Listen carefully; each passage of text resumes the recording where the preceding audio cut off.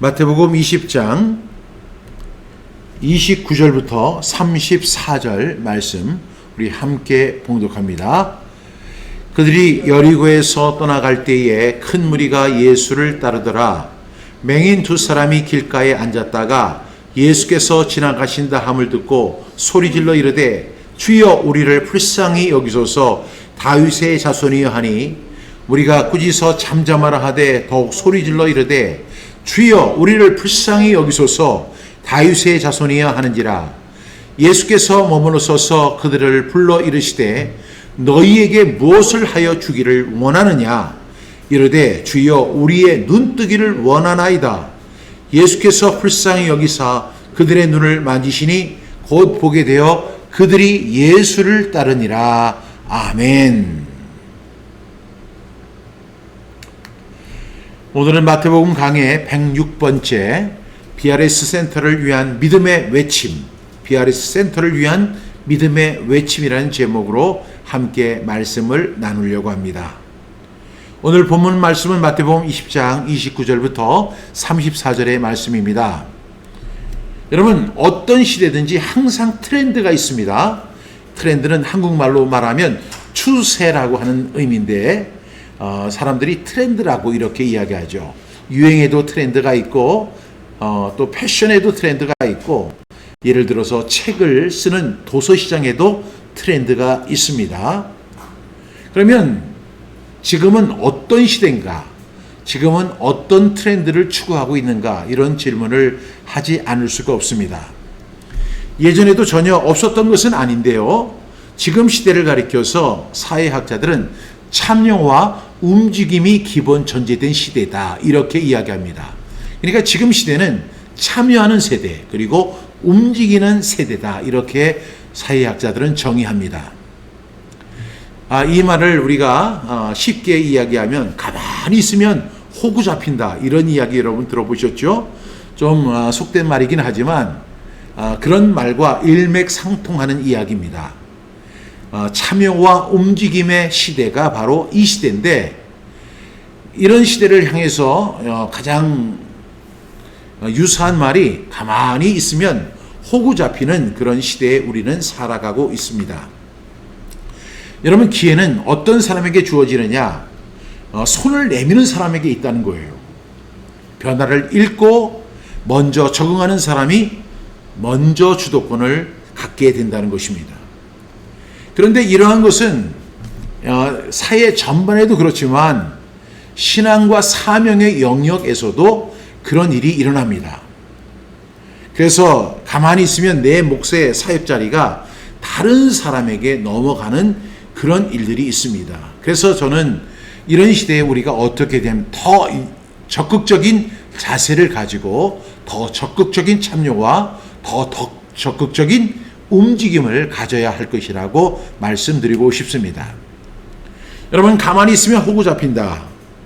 하나님이 주신 사명의 자리를 믿음 없는 주저함 때문에 빼앗기는 일이 없도록 여러분, 우리는 지금이 소리칠 때이다, 이렇게 말씀드리고 싶습니다.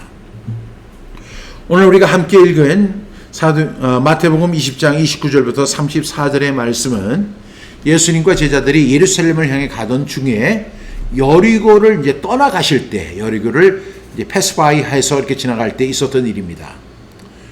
그 여리고 지역에 맹인 두 사람이 있다가 예수님이 지나가신다고 하는 그런 소문을 듣게 됩니다. 그리고 나서 그들은 이제 길을 쫑긋하면서 예수님이 언제 오실까 하고 이렇게 귀를 기울였을 거예요. 사람들은 눈으로 예수님이 오시기를 바라보고 있지만 이 맹인들은 눈으로 볼 수 없기 때문에 귀를 아주 집중해서 그 군중들이 오는 소리, 예수님이 오는 소리를 아주 주목해서 집중해서 지금 듣고 기다리고 있었을 것입니다. 근데 저쪽에서 웅성웅성 하더니 예수님이 오시는 그런 소리가 들리는 거예요. 어느 정도 예수님이 왔다고 생각하는 그 순간, 그 절호의 찬스에 두 맹인들이 소리를 지르기 시작합니다. 죄여 우리를 불쌍히 여기소서 다윗의 자손이여, 이렇게 소리를 질렀을 것입니다. 왜냐하면 사람들이 워낙 많은 거예요. 그리고 사람들이 그 웅성웅성한 소리가 너무 크니까 만약에 주여 우리를 불쌍히 여기소서 다윗의 자손이 하면 그 소리가 들릴까요? 안 들릴까요? 절대로 안 들리는 거예요. 그러니까 이 두 맹인이 큰 소리, 있는 소리, 없는 소리, 젖먹는 힘을 다 모아서 주여 우리를 불쌍히 여기소서 다윗의 자손이여 하면서 소리를 지릅니다.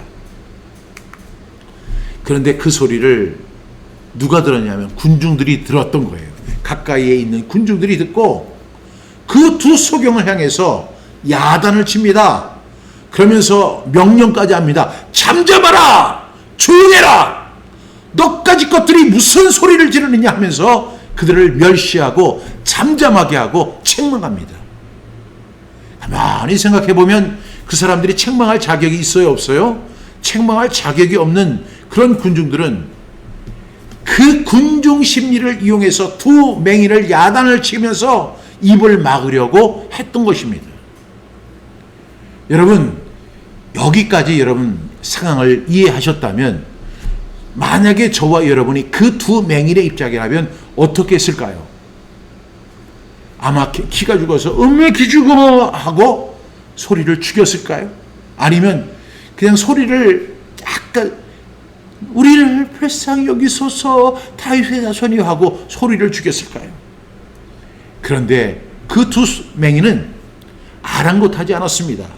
군중들이 조용히 하라, 잠잠히 하라, 너희들이 무슨 큰 소리를 지르냐고 하고 막 제지를 하고 야단을 치고 제어를 하는데도 더 크게 소리를 지르면서 예수님께 구원을 청했다고 오늘 본문은 이야기하고 있습니다.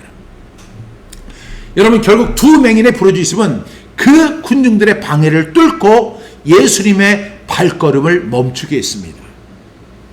여러분, 가만히 생각해보면 그 두 맹인이 우리 주여 우리를 불쌍히 여기소서 하는 그 소리는 단순한 소리가 아니에요. 목숨을 건 믿음의 소리입니다. 가만히 생각해 보세요. 그냥 이 사람들은 그냥 그것을 그냥 소리 지르고 습관적으로 하는 것이 아니라 목숨을 걸고 믿음의 소리를 낸 것입니다. 우리가 기도할 때 그렇게 해야 돼요. 그런 기도를 우리가 뭐라고 부르죠?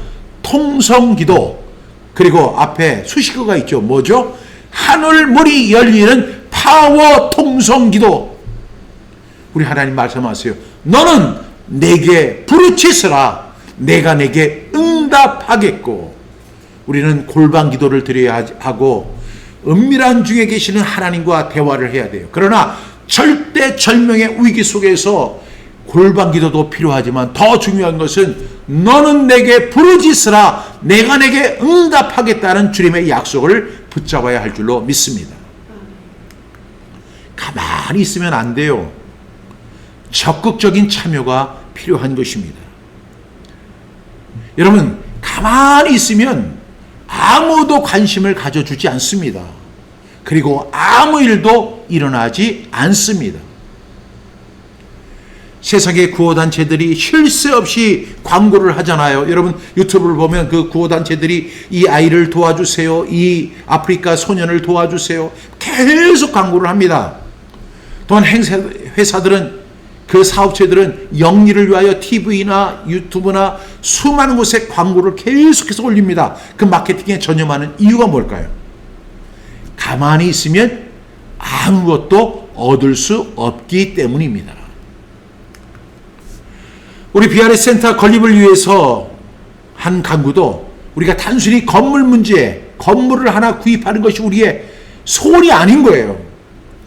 우리가 그렇게 BRS 센터를 건립해야 한다, 여러분 후원하십시오, 이렇게 이야기하는 것은 하나님의 나라를 위해 멈추지 않겠다고 하는 선언입니다. 하나님의 나라의 일을 우리가 감당하겠다, 하나님의 사역을 우리가 감당하겠다, 말씀 사역을 감당할 테니까 여러분께서 후원해 주십시오라고 하는 믿음의 외침입니다. 누가 와서 BRS 센터는 꼭 있어야 합니까? 라고 말하는 사람은 한 사람도 없습니다. 세상의 모든 기업, 학교, 병원, 교회들도 모두 그 창업자들이 당위성을 말하며 설명했기 때문에 지금까지 존재하고 있는 거예요. 여러분, 이 세상에 있는 모든 기업이나 학교나 병원이나 교회들, 이런 것들 우연히 세워진 거 하나도 없어요. 누군가가 이 병원이 있어야 합니다. 이 학교가 있어야 합니다. 이 사업체가 있어야 합니다. 이 구호단체가 있어야 합니다. 라고 소리치면서 그것을 위해서 수고했기 때문에, 소리를 냈기 때문에 그것이 현재 존재할 수 있었던 것입니다. 왜 우리는 믿음의 외침을 해야 하죠? 왜 소리 질러야 할까요? 오늘의 말씀을 구체적으로 나눠서 한번 저는 설명해 보려고 합니다. 이 내용에는 아주 중요한 메시지가 담겨져 있습니다. 첫 번째가 뭐냐? 첫 번째로 길가에 앉은 지극히 작은 두 맹인의 소원이 있었다는 사실을 우리는 이 말씀을 통해서 확인해 볼 수가 있습니다. 여러분, 이 사람들은 맹인입니다. 세상적으로 볼 때는 아무것도 아니에요. 정상적인 눈을 가진 사람들이 얼마나 많습니까? 정상적인 활동을 하는 사람들이 얼마나 많습니까? 그런데 이 사람들은 맹인입니다. 스스로 아무것도 할 수 없는 맹인 두 사람에 불과합니다. 그러나 여러분, 그 두 맹인의 가슴 속에는 소원이 있었던 것입니다.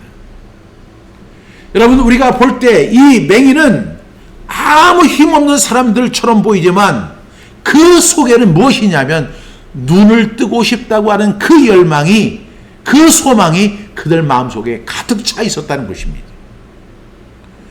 그리고 또 하나, 이 문제를 해결해 줄 수 있는 분이 누구예요? 예수님이라는 확실히 그 속에 담겨져 있었습니다. 사람들은 이들의 심정을 절대 이해하지 못합니다. 그 누구도 그 맹인들의 아픔을 아는 사람이 없습니다. 그저 그냥 저 사람들은 눈을 못 보니까 불쌍한 사람들이지, 그 어떤 도움이나 영향력도 1도 없는 사람들입니다. 만약 그 맹인의 아픔을 이해하는 사람이라면 아마도 그 옆에 있는 그 맹인, 그 동료 맹인만 이 사람의 아픔을 이해할 것이라고 생각합니다. 여러분, 성경암송학교의 상황과도 비슷합니다. 성경암송이 좋다고 하브르타를 꼭 해야 한다고 하고 태필린 복음을 알려주셔서 너무너무 감사하다는 분이 막 엄청나게 많아요. 왜? 제 성경암송 강의를 듣고 수많은 사람들이, 어떤 사람은 통곡하는 사람들도 있어요. 아니, 이렇게 성경암송이 좋은 거라는 걸 왜 이제야 알았습니까? 하브르타를 통해서 정말 하나님의 말씀의 뜻을 발견하는 것이 이렇게 중요하다. 태필린 복음을 선포하면서 수많은 사람들이 기적과 능력을 체험하는 그 일들 엄청나게 많았습니다. 그래서 그들은 이구동성으로 감사합니다, 감사합니다를 외칩니다. 그런데 놀라운 사실은 이제 우리 성경암송학교에서 했던 성경암송, 하브르타, 태필린 복음 할 때는 다 좋다고 하고 다 감사하다고 했던 그런 분들이 이제 성경암송학교에서 BRS 센터를 건립하려고 합니다. 충북 음성에 우리가 믿음으로 우리 BRS 센터를 세워서 앞으로 100년 후에 한국교회와 다음 세대를 책임지는 말씀 훈련 기관으로 우뚝 서겠습니다. 여러분 한구자로 동역해 주십시오. 이렇게 이야기를 하면 사람들이 갑자기 없어지는 거예요. 여러분, 이러한 상황을 제가 모르겠어요? 여러분들이 그렇게 움직이는 그 눈치를 제가 모르겠습니까? 다 압니다. 그럼에도 불구하고 사명은 포기할 수 없는 것이잖아요. 이것이 현실이에요. 아무도 제가 성경암송 사역을 한다고 하니까 와서 제가 돕겠습니다, 이런 사람 많지 않습니다. 오늘 본문에 나오는 평생을 맹인으로 살아왔지만 그 누구도 도와줄 수도 없고 도와주려고 하지도 않고 그 사람이 어떠한 더 나은 삶을 살아가는데 도움이 되려고 하는 사람들도 없어요. 그 두 맹인의 문제는 그 두 맹인이 해결해야 합니다. 세상이 다 이런 거예요. 냉담한 거예요. 그럼에도 불구하고 우리가 그 두 맹인이 눈을 뜨기를 갈망하는 것처럼 우리 성경암송학교가 BRS 센터를 건립하려고 하는 것은 다 이유가 있는 것입니다. 두 번째로, 더 나아가 그들의 외침에 대해 무리의 꾸짖음과 방해가 있다는 사실을 기억하셔야 합니다. 여러분, 주변의 무관심이 더 문제다, 이런 이야기가 있습니다. 그런데 더 큰 문제가 있어요. 너희들의 문제를 왜 이런 공론의 장으로 끌고 오냐고 하는 공격과 방해가 있다는 거예요. 아니, 두 맹인이 지금 눈을 뜨지 못해요. 그들의 마음속에는 그 눈을 뜨고 싶다고 하는 갈망이 있어요. 그것은 니들 개인적인 문제 아니야. 왜 그런 개인적인 문제를 이런 사람들, 지금 예수님이 지나가시는데 이런 공론의 장으로 끌고 오는 거야. 이렇게 질시하고 질타하고 공격하고 방해하는 사람들이 있는 거예요. 그럼 우리가 이렇게 이야기하잖아요. 도와주지는 못할 망정 방해해서는 안 된다. 그런데 사람들의 심리가 뭐냐면 도와주지 않는 것은 당연한 것이고 더 나아가서 방해하고 공격하는 그런 일들이 있다는 것입니다. 이것이 엄연한 현실입니다. 여러분, 지금 맹인들이 소리를 지르는 이유는 그 사람들이 목소리를 자랑하는 게 아니에요. 내 목소리가 얼마나 큰가를 지금 군중들 앞에서 이야기하는 것이 아닙니다. 그들이 소리를 지르는 것은 부끄럽고 그리고 초라하지만 그럼에도 불구하고 자기들의 소원, 눈을 뜨기를 원하는 마음이 있었기 때문에 그런 것입니다. 여러분, 수많은 사람들이 있지만 맹인들이 눈을 뜨게 할 수 있는 사람은 없습니다. 그렇게 자기가 치유하거나 도와줄 수 없다면, 너 저 사람 예수님 앞에 가봐. 그분이 너를 눈뜨게 해줄 줄 몰라. 이렇게 도와주지를 못합니다. 오히려 꾸짖고 책망하는 것이 현실입니다. 여러분, 성경암송학교 PLA 센터 건립을 한다고 하니까 사람들이 똑같이 반응하는 거예요. 잠잠하라! 오늘날로 말하면 이런 거예요. 굳이 센터가 필요해? 그리고 왜 우리에게 이런 얘기를 하는 거야? 난 돈도 없는데 내가 성경암송학교한테 뭐 빚진 거 있어? 빚진 거 있죠. 왜냐하면 저를 통해서 성경암송학교, 성경암송하라고 들은 사람, 그거 빚진 거예요. 하브루타 하라고, 여러분 하브루타란 단어조차도 몰랐던 사람들이잖아요. 근데 저를 통해서 하브루타를 통해서 배우고 익혔던 사람들이잖아요. 또한 테필린 복음, 테필린의 태자도 모르는 사람이잖아요. 그런데 테필린 복음을 알고 믿음으로 선포하는 사람이잖아요.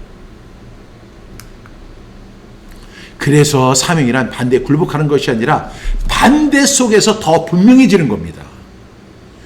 귀한 사명이라고 해서 사람들이 다 환호하고 와 맞아 나도 동참할래 이렇게 하지 않습니다.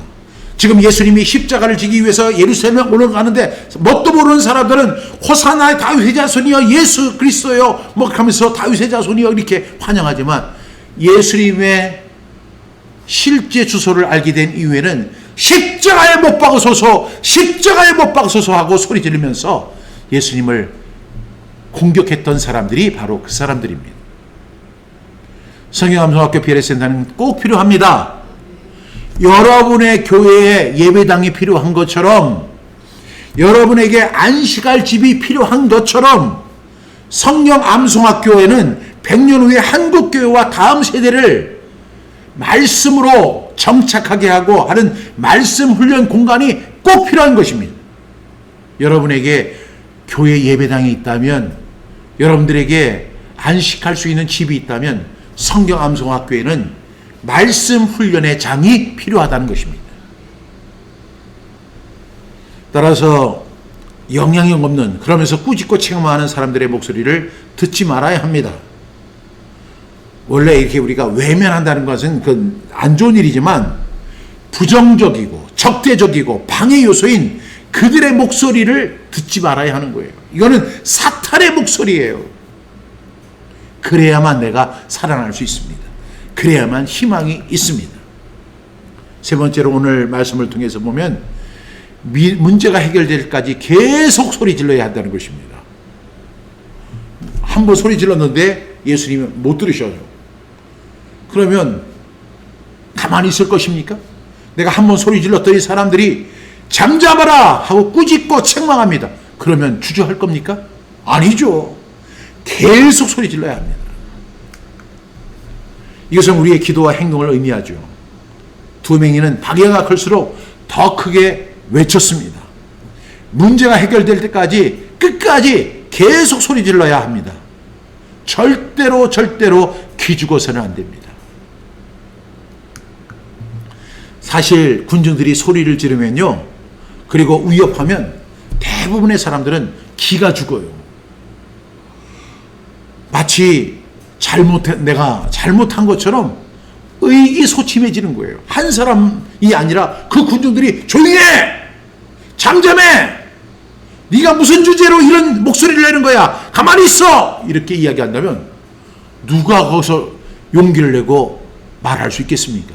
당연히 기가 죽는 거예요.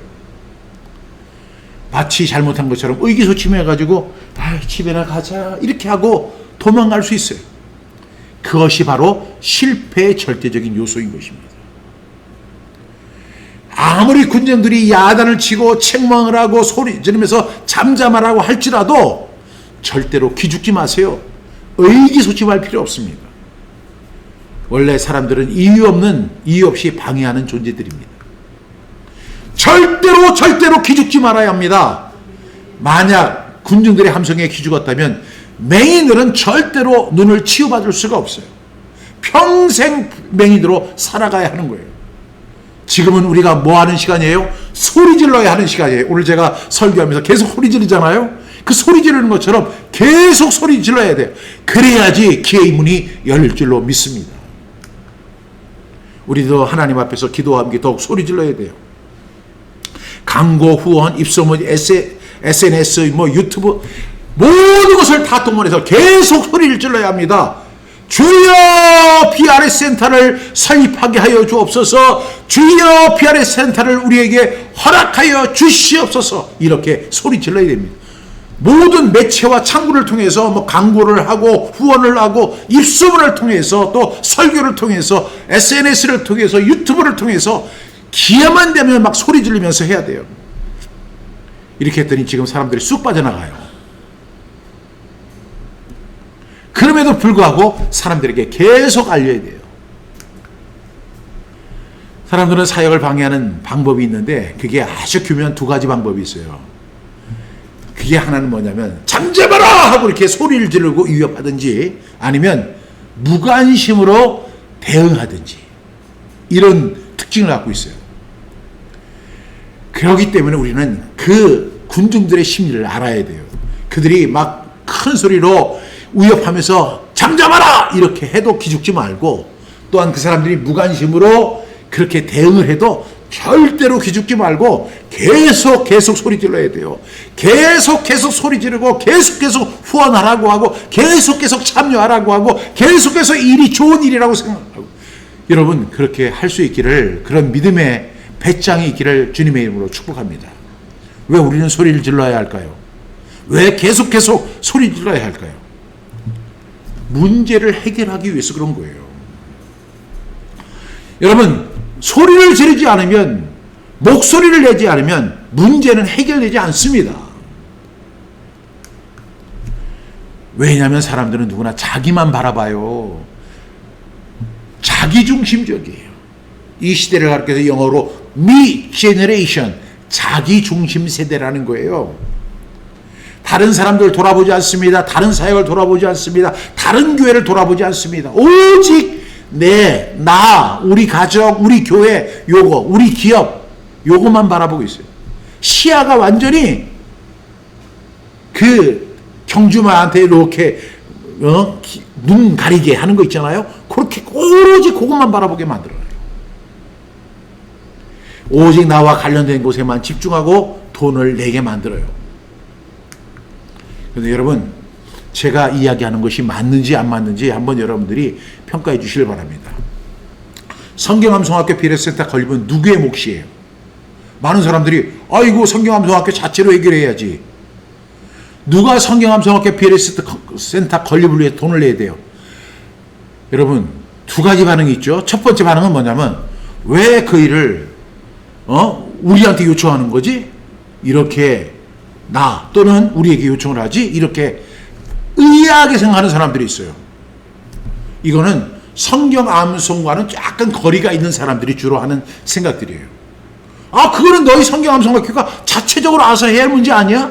왜 우리한테 후원하라고 하는 거야? 건립을 갖다가 너희들이 하는 거지 왜 우리한테 이걸 참여하라고 하는 거야? 이렇게 생각하는 무리들이 있죠.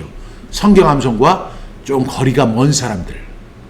두 번째 사람들은 이런 이야기 합니다. 누가 돈 많은 사람이 한 10억 정도 후원했으면 좋겠다. 이렇게 얘기합니다. 이건 주로 성경 암송학교 사역을 인정하는 사람들의 입에서 나오는 말인데, 나는 돈이 없고 나는 힘이 없으니까 어떤 독지가가 나와서 한 10억 정도 이렇게 성경 암송학교를 위해서 이렇게 한 10억 정도 되면 넉넉하게 우리가 입주할 수 있을 거 아니야. 이렇게 생각을 합니다. 어떤 독지가가 나와서 한 방에 해결해 줬으면 참 좋겠다. 이렇게 생각하는 사람들이 있습니다. 이런 반응이 대부분이죠. 근데 이런 반응들은 하나는 자기중심적인 반응이고 또 하나는 뭐냐면 무관심한 거예요. 자기는 못하고 저 사람이 좀 해줬으면 좋겠다. 이렇게 하는 군중들의 심리입니다. 나는 물론요, 어떤 독지가가 한 10억을 내서 이렇게 성경암송학교를 세워준다고 하면 저는 정말 좋죠. 어떤 분이 이렇게 이야기하더라고요. 목사님, 제가 로또를 사겠습니다. 로또를 사면 제가 그 전액을 다 성경암송학교 우리 PRS 센터 건립을 위해서 내겠습니다. 듣기는 참 좋아요. 근데 제가 분명히 확신하기는 그 사람 로또 안 산다는 거예요. 바람직하지 않습니다. 여러분, PRS 센터는 어떤 한 사람의 프로젝트가 아니라 우리 모두의 외침이 돼야 돼요. 그리고 하나님이 일하시는 증거가 되는 말씀 훈련 공간으로 인정하셔야 돼요. 누가 이 시대에 성경 암송하자고 하겠습니까? 누가 이 시대의 하브르타를 통해서 하나님의 뜻을 정확히 이해하고 이 시대 속에서 그 말씀에 순종하며 살아가자고 할 수 있겠습니까? 태필린 복음을 선포하면서 하나님의 말씀을 입에 두라고 하는 원초적인 하나님의 명령을 누가 그대로 전달하고 그것을 이행하고 그것을 훈련시키는 기관이 세상에 어디 있습니까? 한국에 수많은 교회들이 있고 수많은 기관들이 있지만 그렇게 오로지 말씀 암송하고 말씀을 갖다가 말씀으로 하브르타를 하고 태필린 복음을 선포하면서 그 말씀대로 믿고 살고 누리게 하자고 하는 그런 기관이 대한민국에 어디 있습니까? 그래서 여러분들이 하셔야 되는 거예요. 여러분, 모든 국가들은요, 교육기관에 엄청난 돈을 후원합니다. 그걸 후원이라고 하지 않고 지원이라고 합니다. 교육에는 항상 지원 정책이 있어야만 이루어집니다. 당연한 것이죠. 그래서 선진국일수록 더 많은 돈을 교육비에 투자합니다. 내 자녀든 내 자녀가 아니든 상관없이 이 대학에 들어오는 아이들, 이 고등학교에 들어오는 아이들, 이 초등학교에 들어오는 아이들, 이 유치원에 들어오는 아이들을 위해서 국가가 엄청난 돈을 많이 내요. 그런데 선진국일수록 그것이 많은데 후진국일수록 못하는 거죠. 그래서 후진국에 여러분 가보시면 어린아이들이 학교에 가야 할 시간에 길에서 놀고 있어요. 교육의 혜택을 받지 못하는 거예요. 왜? 국가가 지원하지 않기 때문인 거예요. 국가가 지원하면 부모는 약간의 돈만 내고 그 자녀를 교육기관에 보내서 초등학교를 공부하게 하고 중고등 과정을 공부하게 하고 대학에 가서 이 세상을 밝히는, 그 사회를 밝히는 지도자로, 인재로 만드는 것이 그 선진국의 특징인 것입니다. 그래서 국가들마다, 특히 OECD에 속한 국가들은 어떻게든지 많은 수입을 얻어서 그 세금을 걷어서 교육비, 교육 지원비에 쓰려고 하고 있습니다. 여러분의 자녀가 고등학교 3년을 다닌 동안에 국가가 학생 1인당 지원하는 비용이 US 달러 13,573달러라고 합니다. 이거는 OECD에 나온 대한민국의 통계예요. 그러니까 내가 우리 아들을 고등학교에 보냈는데, 물론 이제 그 아이가 수업료를 내죠. 뭐 10만 원을 내든 20만 원을 내든 수업료를 내는데, 그 외에 이 아이가 1학년, 2학년, 3학년을 다니는 동안에 국가에서 이 아이에게 지출하는 비용이 13,573달러라는 거예요. 한국 돈으로 말하면 1,760만 원 정도가 된다고 합니다. 그래서 무상교육이 가능한 거예요. 이건 OECD에 국한 나라들이 다 학생 1인 지원금으로 이렇게 사용하는 거예요. 왜? 만약에 국가가 1,760만 원을 지원해 주지 않으면 그 돈을 누가 내야 돼요? 부모가 다 내야 돼요. 그 돈을 부모들이 다 내고 그 아이를 고등학교 보내지 않을 가능성이 높으니까 국가가 큰 돈 다 내고 작은 돈은 부모들이 내게 해서 그 아이를 학교에서 공부해서 고등학교 1학년, 2학년, 3학년 그래서 졸업을 시키는 거예요. 이 국가가 하는 겁니다. 여러분, 이 비용으로 학교 시설이나 공과금이나 교육 비용이나 식비나 기타 지원금이 그 지출되는 거예요. 국가가 그렇게 돈을 내서. 만약에 이 비용을 정부가 지원하지 않으면 어떻게 되겠어요? 1,760만 원을 부모가 다 내야 돼요. 내 아들을 갖다 고등학교 1학년, 2학년, 3학년 다니는데 1,760만 원을 내라고 하면 어떤 돈 있는 사람들이야 물론 보내겠지만 돈 없는 부모들은 그 아이를 고등학교 보내지 않을 거예요. 왜냐하면 어떤 나라든 교육은 100년 대계라. 제가 성경암송학교 PRS 센터를 주장하면서 계속 하는 얘기가 뭐예요? 100년 후에 한국교회, 100년 후에 다음 세대, 그들에게도 말씀이 계속 이어질 수 있도록, 이게 하나님의 말씀이에요. 이사야 59장 21절 말씀이에요. 그것이 이루어지기 위해서 100년을 바라보면서 성경암송학교 PRS 센터를 세우는 거예요. 100년 후에는 당연히 제가 이 세상에 없습니다. 아무도 저를 기억하는 사람이 없어요.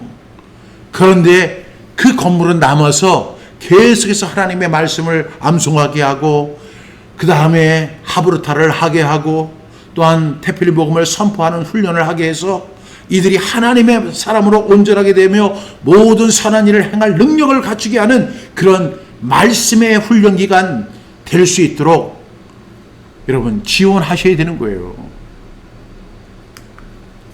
여러분, 고등학교를 지원하고 대학에 진학한 학생들을 위해서도 대학교를 지원해주고 있어요. 국가가. 여러분, 대학교를 100% 자기 돈 내고 다니는 학생은 한 사람도 없어요. 대학에만 들어가면 그 학생은 무조건 장학생인 거예요. 성적을 공부를 잘해가지고 성적 장학생을 받는 사람도 있지만은 아무런 장학금을 못 받는다 해도 그 사람은 이미 장학생인 거예요. 왜냐하면 그 대학의 건물, 의리의리한 건물들이 있잖아요. 그 건물의 건축비, 연구지원금, 장학금, 시설비, 교수들 월급 이런 것들을 누가 되느냐? 국가가 지원해 줍니다. 그래서 대학생 모두가 국가 장학생인 거예요. 이렇게 교육은 중요한 거예요. 이렇게 훈련이 중요한 거예요. 그래서 국가는 그 대학을 위해서 그 어떤 특정 학생들이 아니라 그 학교에 진학하는 학생들을 그렇게 많이 지원해 주는 겁니다. 국립대 같은 경우에 서울대, 충남대, 경북대, 부산대 같은 국립대학의 경우가 정부에서 지원하는 금액이 한 대학 1년에 5천억에서 6천억입니다. 그래서 서울대 학생이 한 2만 명 정도 된다고 그래요. 그러면 1인당 받는 혜택이 얼마냐면 1년에 2,500만 원의 혜택을 보는 거예요.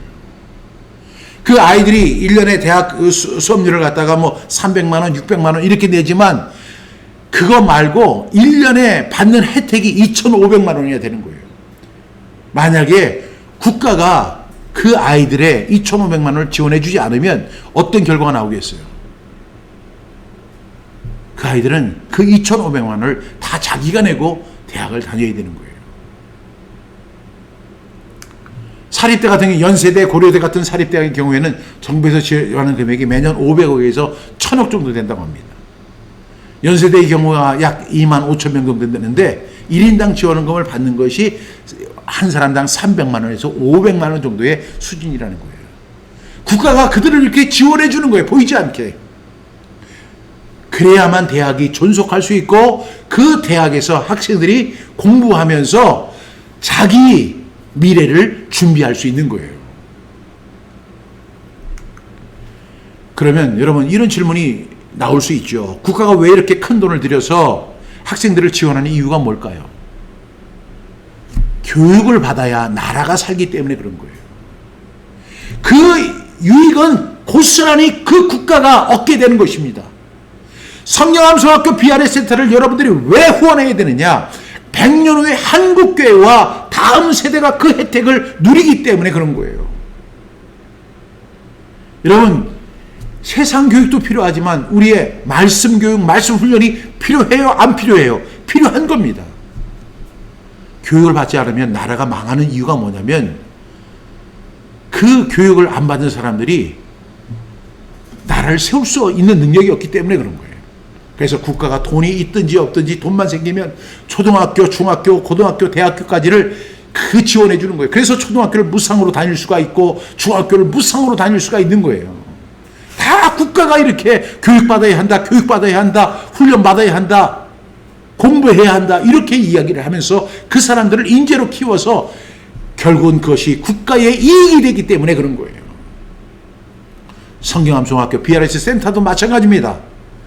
한국교회와 다음 세대를 위한 성경암송학교 BRS 센터 건립을 위해서 그래서 지원이 필요합니다. 그런데 이 국가에서는 성경암송학교를 지원하지 않죠. 다만 성경암송학교가 비영리 기관이기 때문에 어떻게 해야 돼요? 여러분들 하나님을 믿는 사람들이 하나님의 말씀을 사랑하는 사람들이 십시일반 돈을 내야 되는 겁니다. 그래서 이렇게 직접적으로 뭐 500억, 100억, 1000억씩 이렇게 지원해 주진 않지만 대신 비영리 교회를 비영리 기관, 우리 성경암송학교도 비영리 기관이라고 하면서 세금을 면제해 주는 거예요. 그래도 교회가 꼭 있어야 한다. 그래서 세금을 면제해 주는 거예요. 그냥 괜히 교회에 세금 면제해 주는 게 아니에요. 교회에서도 교육이 일어나는 거예요. 영적 교육이 일어나는 거고 성경암송학교도 영적 교육이 일어나는 곳이기 때문에 그래서 국가가 세금을 면제해 주면서 너희들이 세금 내야 할 돈을 그 돈을 가지고 사람들을 교육하라고 그렇게 이야기하는 거예요. 육적 교육이 필요하다면 영적인 교육은 더더욱 필요한 것입니다. 여러분, 그래서 한국교회와 성도들은 성경암송학교 BRS 센터 건립을 위해서 후원에 동참하셔야 되는 거예요. 당연한 것입니다. 그리고 제가 이렇게 소리를 안 질러도 여러분들이 어떻게 해야 돼요? 자발적으로 그렇게 내시는 거예요. 그런 사람을 하나님이 뭐라고 해요? 기뻐하신다. 억지로나 인색함으로 하지 말지니 하나님은 즐겨내는 자를 어떻게 하신다? 사랑하신다. 억지로나 인색함으로 하지 말고 즐겨내세요. 그럴 때 하나님의 사랑을 받게 될 줄로 믿습니다. 그리고 또 하나, 신학교가 목회자를 위한 교육기관이라고 한다면 성경암송학교는 평신도 말씀 훈련 기관이에요. 그 신학교는 국가의 지원을 받습니다. 그런데 우리 성경암송학교는 평신도 말씀 훈련 기관이에요. 목회자만 훈련받아야 되는 게 아니라 평신도도 훈련받아야 합니다. 한국교회 미래를 위해서는 목회자가 훈련받는 것보다 오히려 평신도가 더 훈련을 받아야 돼요. 여러분, 미국의 신학대학이 278개 대학이 있어요. 미국에. 그런데 미국을 영적으로 이끌어가고 미국을 복음적인 그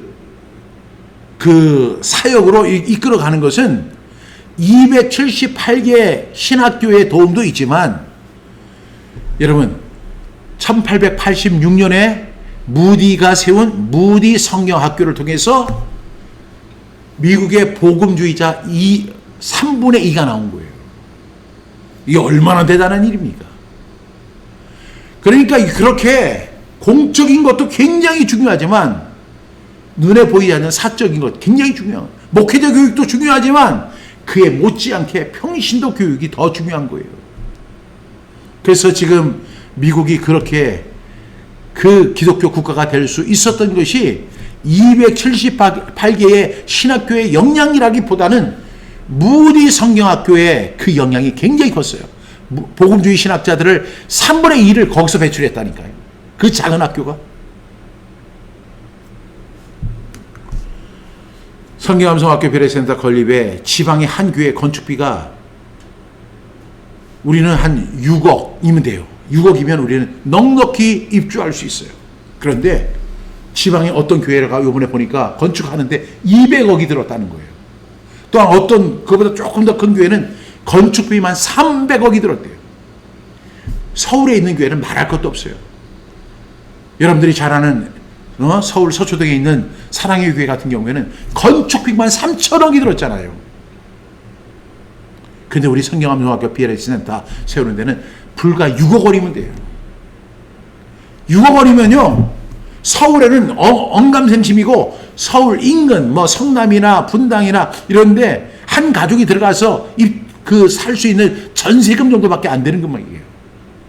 제가 여러분에게 큰 금액 200억을 주십시오, 300억을 주십시오 이렇게 얘기하는 거 아니잖아요. 불과 6억만 얘기하는 거예요. 이 금액이면 넉넉히 우리가 이 일을 감당할 수 있어요. 물론 이것이 작은 금액은 아니죠. 그러나 여러분의 형편에 따라서 한 구자부터 1000구자까지 여러분들이 후원한다면 절대로 불가능한 금액 아니기 때문에 제가 요청하는 거예요. 여러분, 한 구자가 10만 원이에요. 그 10만 원 여러분 드리면 6000구자만 되면 6억 원이 채워지는 거예요. 불가능한 일이 절대로 아닙니다. 여러분의 마음만 모아지면 충분히 감당할 수 있는 일인 줄로 믿습니다. 여러분, 맹인이 눈을 떠야 하죠. 그것처럼 성경암송학교 BRS 센터 건립은 세워져야 합니다. 그래서 제가 이렇게 오늘 소리를 지르는 겁니다. 아무도 안 도와줘도 자꾸 당위성을 이야기하는 거예요. 오늘 제가 여러 가지 당위성을 이야기했잖아요. 세상의 교육기관들도 그렇게 지원을 받아서 하는데, 그리고 지방의 어떤 교회도 200억을 들여서 300억을 위해서 지어서 교회를 짓고 있는데, 100년 후에 한국교회와 다음 세대를 세우기 위한, 그리고 평신도를 훈련시키기 위한 성경암송학교 BRS 센터 세워져야 합니까? 안 세워져야 합니까? 세워져야 합니다. 시끄럽다는 사람은 어느 시대에도 항상 있습니다. 그런데 저는 절대로 기죽지 않습니다. 또한 무관심으로 침묵하거나 도망가는 사람들도 있죠. 그래도 저 기죽지 않습니다. 여러분이 하지 않으면 하나님께서 돌멩이를 가지고 하나님을 찬양하게 하는 것처럼 돌멩이를 가지고 금덩어리를 만들어서 지원해 주실 줄로 믿습니다. 마지막, 그때 예수님의 멈춤과 문제 해결이 있다는 사실입니다. 맹인들이 소리를 지르면서 도움을 구할 때 예수님은 그 소리를 듣고 응답하셨어요. 여기서 제가 가장 감동을 받았던 부분이 뭐냐면 예수님이 멈추셨다는 거예요. 그리고 손을 대셨고 치유가 일어났습니다. 그러니까 지금 예수님은 그들의 믿음을 보신 게 아니고 그들의 어떤 모습을 본 게 아니에요. 그들의 부르짖음을 들으신 거예요. 주여 우리를 불쌍히 여기소서 하고 소리를 지르는데 그 소리를 예수님 들으셨고 멈추셨고 손을 대셨고 치유해 주셨다는 사실을 여러분 믿으시기를 축복합니다. 우리 32절부터 33절 같이 읽겠습니다. 예수께서 머물러 서서 그들을 불러 이르시되 너희에게 무엇을 하여 주기를 원하느냐 이르되 주여 우리가 눈뜨기를 원하나이다 이렇게 이야기합니다. 예수님이 어떻게 했어요? 머물러 서셨다는 거예요. 예수님은 지금 예루살렘을 위해서 쉴 새 없는 행진을 하고 계시는데 군중들과 함께 수많은 사람들이 예수님이 멈추면 그 군중들도 다 멈춰야 하는 거예요. 근데 예수님이 머물러 서서 그들을 불러 오십니다. 그리고 너희에게 무엇을 하여 주기를 원하느냐 예수님 물으시는 거예요. 그러자 그들은 기다렸던 듯이 이르되 주여 우리가 눈뜨기를 원하나이다.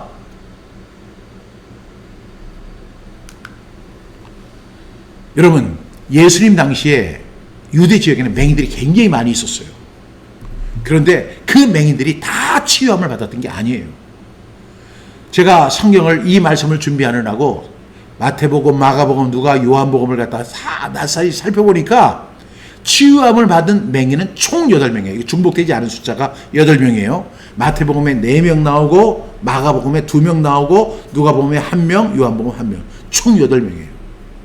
여러분 수많은 맹인들이 있지만 치유함을 받은 사람은 8명밖에 없어요. 그들은 어떻게 치유를 받았어요? 소리를 지르면서 다윗의 자손 예수님이여 우리를 불쌍히 여기소서 하면서 소리를 지르면서 예수님께 나왔기 때문입니다.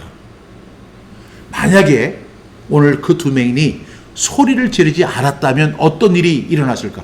예수님 그냥 지나가셨을지도 몰라요.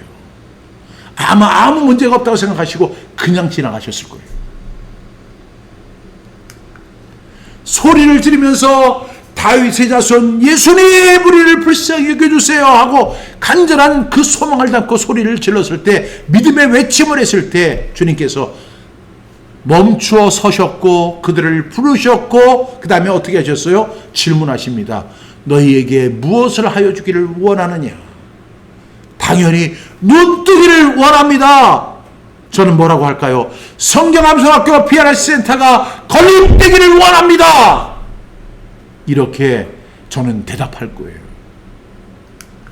예수님 어떻게 반응하세요? 34절 같이 읽겠습니다. 예수께서 불쌍히 여기사 그들의 눈을 만지시니 곧 보게 되어 그들이 예수를 따르니라. 예수님이 어떻게 해주셨어요? 만져주셨어요. 말씀만으로도 얼마든지 고칠 수 있는 그분이 만져주시는 거예요. 만져주시는 거.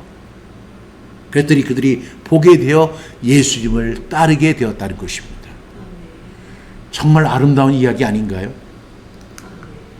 여러분, 신앙의 역사를 우리가 살펴본다면 조용한 사람보다 믿음의 소리를 쳤던 사람들을 통해서 움직였던 것을 우리는 볼 수 있습니다.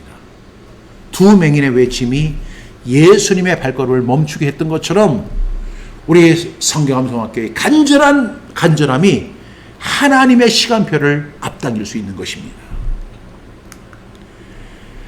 그래서 우리는 반대에도 회적인 시석이 있어도 오늘 우리는 더 크게 외쳐야 돼요. 우리 같이 이렇게 외치겠습니다. 주여 PRS 센터를 허락하여 주옵소서. 세 번 큰 소리로 외칩니다. 주여 PRS 센터를 허락하여 주옵소서. 주여 PRS 센터를 허락하여 주옵소서. 주여 PRS 센터를 허락하여 주옵소서. 이 외침이 오늘 하늘 보좌를 닫고 하나님이 멈추어 응답하시는 놀라운 역사로 나타나게 될 줄로 믿습니다. 이 시간 우리 함께 기도했으면 좋겠습니다. 주여 PRS 센터를 허락하여 주시옵소서. 세 번 외치고 우리 기도하겠습니다. 하나님의 외침에 응답하시지만 우리는 그것이 우리의 손과 발을 통해서 역사하시는 거예요. 그래서 우리 함께 참여하는 저와 여러분 될 수 있기를 간절히 바랍니다. 우리 기도 제목 놓고 같이 기도합니다. 하나님 아버지, 하나님 앞에 간절히 기도합니다. 그 두 맹인의 기도를 주님 들어주셨습니다. 응답해 주셨습니다. 그들을 잠시 멈추어 서서 그들에게 말씀하시기를 내가 무엇을 하여 주기를 원하느냐? 주여 눈뜨기를 원합니다. 주님께서 응답해 주셨습니다. 역사해 주셨습니다. 하나님 너무 감사합니다. 오늘 이 말씀 우리에게 큰 도전이 됩니다. 하나님 오늘 믿음을 가지고 주님 앞에 나아갑니다. 주여 한국교회와 다음 세대를 축복하여 주옵소서. 한국 성경암송학교를 통하여 말씀이 회복되는 역사가 일어나게 하여 주옵소서. 우리의 귀에 들리는 것 없고 손에 잡히는 것 없고 눈에 보이는 것 없지만 그리고 우리의 통장은 비어있지만 주님을 향해서 우리가 크게 외칩니다. 주여 도와주시옵소서. 주여 역사하여 주시옵소서. 주여 은혜를 베풀어 주옵소서. 이 사역을 통해 성경암송학교 PRS 건립을 위한 총명 6천 구자가 필요합니다. 6억 원이 필요합니다. 주여 도와주시고 역사하여 주옵소서. 그리고 우리 함께 외칠 수 있도록 도와주옵소서. 주여 나도 마음을 열어 이 일에 동참하는 사람이 되게 해달라고 기도하는 우리 모두가 되게 하여 주옵소서.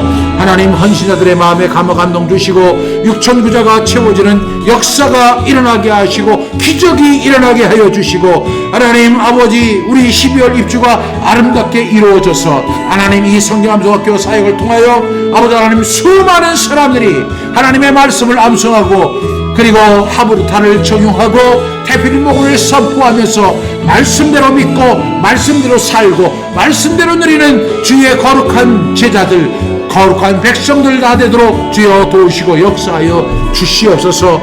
이를 위하여 하나님 간절히 기도합니다. 우리에게 PRS 센터를 허락하여 주시옵소서. 이루어 주시옵소서. 하나님께서 채워 주시옵소서. 우리의 생각으로는 할 수 없습니다. 그러나 주님께서 도와주실 줄로 믿습니다. 모든 관계자들의 마음에 강한 감동 주셔서 이 일에 참여할 수 있도록 도와주시고 이 일이 순조롭게 이루어질 수 있도록 주여 도우시고 역사하여 주시기를 간절히 원합니다. 주여 붙잡아 주시옵소서. 주여 역사하여 주시옵소서. 하나님, 이 은혜를 우리가 이 믿음을 가지고 믿음의 외침을 외치는 우리 모든 성도들 다 되게 하여 주시고 우리 마음에 감동 허락하여 주셔서 역사가 일어날 수 있도록 도와주옵소서. 사랑과 은혜가 풍성하시고 자비로우신 하나님, 우리 믿음의 외침을 주님 앞에 던집니다. 하나님, 세상은 우리를 방해하고 막고 못하게 할지라도 우리는 주님 앞에 외칩니다. 주여, BRS 센터를 허락하여 주시옵소서. 주님의 도우심이 요구됩니다. 또한 동시에 우리의 마음을 열어서 주님의 손과 발이 되어서 이 일에 동참하는 우리 모두가 되게 하여 주시옵소서. 하나님, 이 말씀이 우리의 마음속에 깊이 새겨지게 하셔서 한 사람도 이 말씀 속에서 도망가지 못하도록 주님 붙잡아 주시고, 이 성경함성학교 BRS 센터를 통하여 100년 후에 한국교회와 다음 세대를 살리는 놀라운 역사가 일어나게 하여 주옵소서. 예수님의 이름으로 기도드렸습니다. 아멘.